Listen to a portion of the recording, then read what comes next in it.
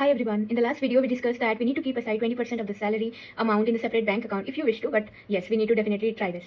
So आज हम जानेंगे कि हमें सैलरी के 20% जो है वो कैसे सही मायने में उसकी इस्तेमाल करनी है और हम उसे किस तरीके से अपनी प्रॉफिट या इनकम सोर्स बना सकते हैं मंथली। सो पहले हम बात करते हैं टैक्स के बारे में। सो इट इज़ वेरी इंपॉर्टेंट कि हम ई फाइलिंग करें हर साल, बिकॉज उससे हमें बहुत सारी बेनिफिट्स मिलती हैं। पहली तो अगर हम फॉरेन जाना चाहो तो उसमें आपको वीज़ा के प्रोसेस में हेल्प हो जाती है। दूसरी, अगर आपको किसी लोन की ज़रूरत पड़ गई तो आपको उस लोन के टाइम पे आप इनकम प्रूफ दिखा सकते हो, आप अपनी ITR दिखा सकते हो, तो आपको लोन भी बहुत इजीली मिल सकती है क्योंकि आपकी क्रेडिबिलिटी बहुत हाई रहती है वैसे। तो अब हम इस को जानने के बाद अब हम स्टार्ट करते हैं कि कैसे हम इसको सही तरीके से यूज़ कर सकते हैं। तो पहली चीज़ है जो कि most priority item, so it is health insurance. Everyone should take one health insurance, and ये आपकी मर्जी है कि आप किस किस को अपने साथ इंश्योर करना चाहो, बिकॉज हमें मेडिकल इमरजेंसी कभी भी आ सकती है। तो पहली प्रायोरिटी बेसिस पे ये करवा लो, क्योंकि अगर हमने ये करवाया तो हमें 80D के अंदर भी जो है टैक्स डिडक्शन मिल जाती है।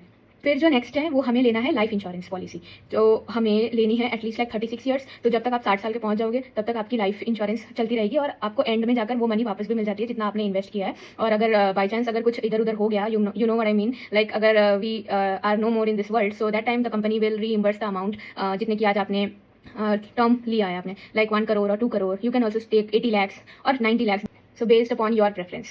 द नेक्स्ट थिंग हम क्या कर सकते हैं, अब हम छोटे छोटे इन्वेस्टमेंट्स करेंगे उस 20% सैलरी से। तो हमने किया, अगर मान लो हमने 20% सैलरी का 2% हेल्थ इंश्योरेंस पे लगाया और 2% हमने लाइफ इंश्योरेंस पे लगाया। अब हम PPF की तरफ जाते हैं, पब्लिक प्रोविडेंट फंड। इससे क्या होता है, ये एक तो टैक्स फ्री होती है और दूसरी हमें इसमें 7.7 समथिंग अभी की करंट रेट चल रही है, इस पर हमें इंटरेस्ट मिल सकता है। तो उससे हमारी जो सेविंग्स है वो बढ़ जाएगी और इसमें हमें मंथली हमें इनकम भी जनरेट हो जाएगी क्योंकि उसमें हमें इंटरेस्ट मिलती है। सो इसके बाद हम PPF के बाद ये जानने की कोशिश करते हैं कि हमें रिटायरमेंट कॉर्पस भी क्रिएट करनी चाहिए और हम जितनी जल्दी उसे कर सकते हैं ना उतना हमारे लिए बेनिफिशियल होता है। तो सपोज आज आप 24 ईयर्स के हो इन जनरल, या फिर आप 35 हो, ठीक है, 2 एग्जाम्पल्स लेते हैं। तो जो 24 ईयर का है उसने अगर जल्दी स्टार्ट कर दिया तो उसे जाकर पेंशन बहुत ज़्यादा मिल जाती है, लास्ट में रिटर्न्स भी हाई मिलते हैं क्योंकि टाइम फैक्टर होती है ना, time is the factor over here. And जो नेक्स्ट बंदा है 35 ईयर्स वाला, तो वो क्या करता है, उसकी तो ऑलरेडी अब रिटायरमेंट आने वाली है ना, उसे 10 ईयर्स गैप हो गया, तो उसे उस 24 ईयर्स को जितना मिलेगा उससे कम ही मिलेगा। So it is very beneficial for us if we start as soon as possible, I mean as early as possible, you no.